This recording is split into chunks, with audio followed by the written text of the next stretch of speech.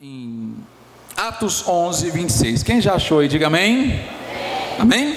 Então está dizendo o seguinte, Atos 11, 20, vamos ver o 24 antes para você entender, tá?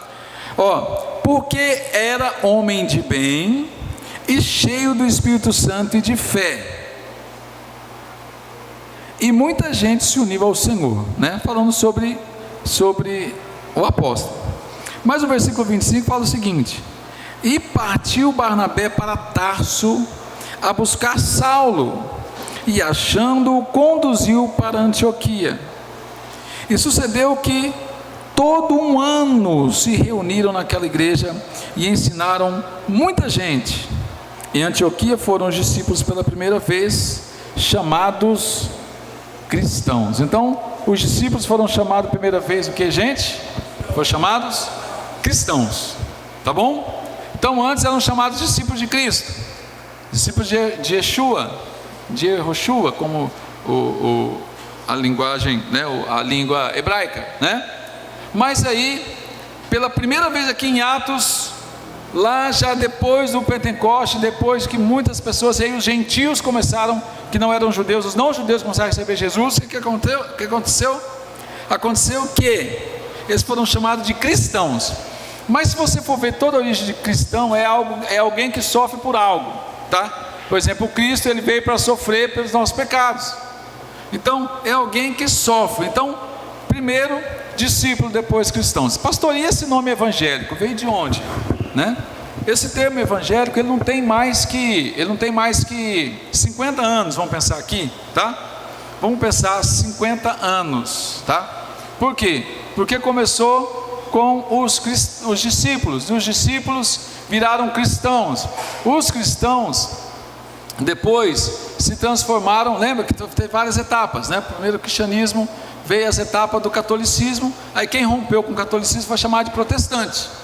Então fomos chamados de protestantes, porque nós protestávamos contra os ritos da igreja, contra alguns dogmas que a igreja tinha, que Lutero descobriu lá que não batia com a Bíblia, porque naquela época a Bíblia, gente, não tem 100 anos que está liberada a Bíblia. Então imagina, tem 2000 anos Jesus voltou, a Bíblia tem mais de 2000 anos, 5000 anos de história, pegando desde o Pentateuco judeu, mas não tem 100 anos que nós temos a liberação da Bíblia, que todo mundo tem uma Bíblia. Não tem 100 anos que tem uma Bíblia, que nós temos a Bíblia liberada, num contexto geral, dependendo do país. Eu estou falando aqui do Brasil e países ocidentais.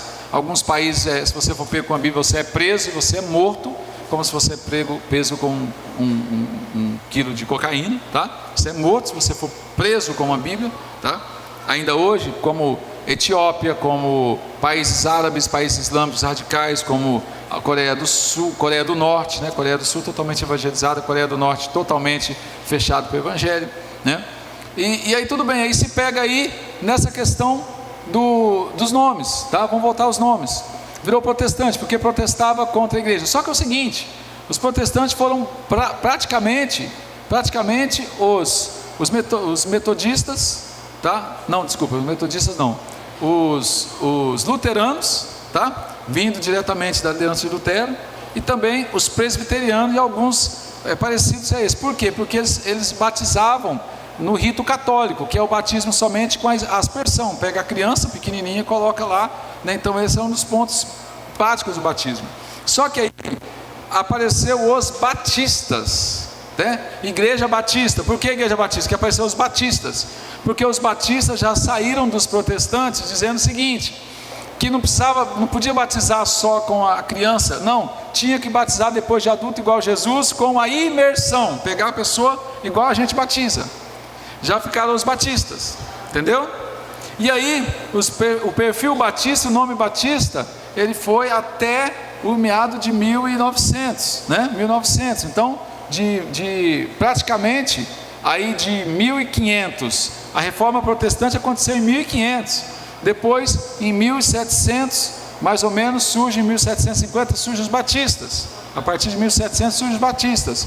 Depois, entre os batistas, mas antes chamavam anabatistas, porque significavam que batizavam de novo. E entra uma guerra entre os próprios crentes mesmo ali, e morreu muita gente na época, né? A Europa foi abalada com isso aí. E aí dos batistas surgiram depois os pentecostais. Aí o que surgiu o pentecostal? lá nos Estados Unidos, né, na rua Azusa, grande famosa rua Azusa, onde o Espírito Santo desceu sobre os irmãos ali e foram cheios do Espírito Santo. Dali saiu o Pentecoste, o pentecostal, de falarmos em línguas, de glorificar a Deus, porque era todo mundo chegava na igreja, né, então era só os bancos, até o banco tinha o nome da pessoa, o nome da família, se pagava aluguel do banco, né, para sentar, né? E veio os pentecostais cheios do Espírito Santo, começando a falar em línguas, louvar a Deus, glorificar a Deus, exaltar a Deus, né? E aí veio os pentecostais. Quando vieram os pentecostais, eles rompeu, né? Rompeu. Os pentecostais, enquanto os anabatistas, os presbiterianos, eles ficavam 4 anos no seminário, 5 anos, 8 anos estudando, não. Os pentecostais já pegavam a Bíblia, não sabia ler direito, sabia falar, e já saía pregando para todo mundo, expulsando demônio, orando, né? E surgiu essa linha pentecostal. Aí depois, também, junta-se a essa linha pentecostal, passa-se 100 anos, mas vamos pensar que nos últimos 40 anos, tá? Surgem os evangélicos, no contexto de ser chamado de evangélico, ou era chamado de protestante, né? Ou o famoso crente, fulano é crente, né? Dependendo da região, lá no Rio de Janeiro eles chamam de Bíblia. Ah, fulano virou Bíblia, por quê? Porque eles pegavam a Bíblia, colocavam embaixo do braço e virava a Bíblia. Não, agora eu sou Bíblia, por quê? Porque eu estou lendo a Bíblia, tá? Tá joia? E o termo evangélico no final, ele chega a quase 40 anos atrás, com as igrejas neopentecostais. Quais são as igrejas neopentecostais? São as igrejas, vamos lembrar aqui, igrejas semelhantes, né? São as igrejas, a Igreja da Paz, por exemplo, é uma igreja neopentecostal. A Igreja Internacional da Graça de Deus é uma igreja neopentecostal, né? E outras igrejas dentro desse contexto, né? Se a gente for constatar da IMUB, vamos pensar que pelo menos na IMUB do presencial, vamos dizer que ela encaixa também dentro desse termo, porque a igreja neopentecostal é uma igreja que ela está sempre aberta para mudanças, né? Sem ferir a essência, sem ferir a doutrina de Cristo, sem ferir a doutrina, a verdadeira doutrina de Cristo, né? Então, quando a igreja ela é tradicional, ela tem as mulheres é para um lado, os homens são para o outro, o homem tem que usar isso de roupa, a mulher tem que usar isso de roupa, né? Então, essas são as igrejas tradicionais, com o termo pentecostal, entendendo?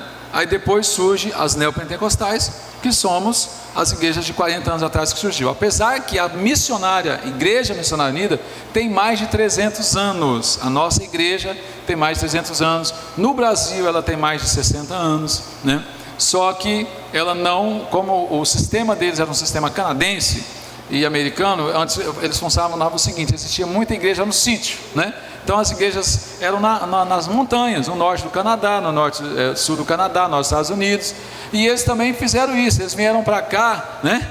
E em vez de eles virem para a cidade, abrir campo na cidade, os irmãos compraram uma fazenda em Chambré, no interior do Paraná, para eles pregar para as pessoas do sítio, porque eles tinham uma visão de ganhar as pessoas do sítio, né? Então, o que aconteceu depois, gente? O povo que morava no sítio veio todo mundo para a cidade, não tem mais jeito, né? Entendeu?